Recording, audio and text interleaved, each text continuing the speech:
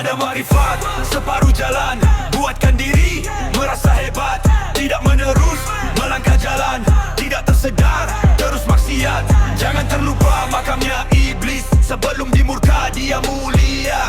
Kerana sombong amalannya habis. Terus dikeluarkan dari surga. Saat membenci si manusia, berniat jahat mekar di dada.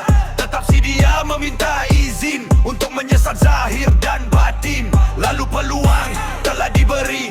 Dia berjuang mengikut janji. Hanya selamat satu golongan. Syukur tersemat kepada Tuhan. Telinga fungsi dengar Al-Quran, mendengar isi yang diberikan. Baca dengar penuh ketenangan, mencari faham yang disampaikan. Mata melihat isi di bumi untuk mencarinya penjelasan. Apa berlaku dunia ini, wajib diri untuk perhatikan. Barulah hati dapat membeza mana yang benar, mana yang salah. Tapi bukan merasa mulia, saat itu lebihnya berserah. Berserah diri kepada pencipta, namun jangan kita tangguh usaha. Inilah tanda orang yang bersyukur, bukan cara sendiri yang diakur. Orang melangkah jalan makrifat, namun ada juga yang tersesat. Ini kan pula gelar ulama.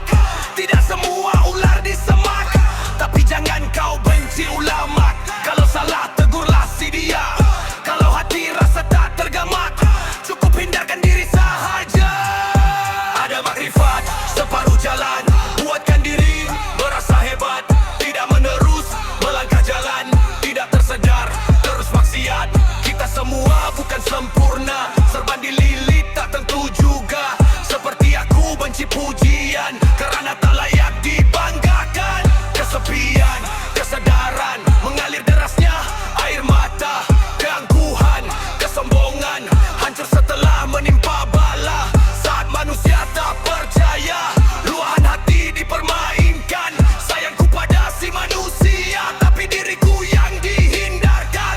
Namun semangat tidak mengalah, mencari jalan walau tidak mudah. Walau diriku sering diludah, tetap ku jalankan yang diperintah. Perintah tinggi lapisan langit, tidak berani untuk dicurang. Walau hadap ujian yang perit, tetap ku yakin ku akan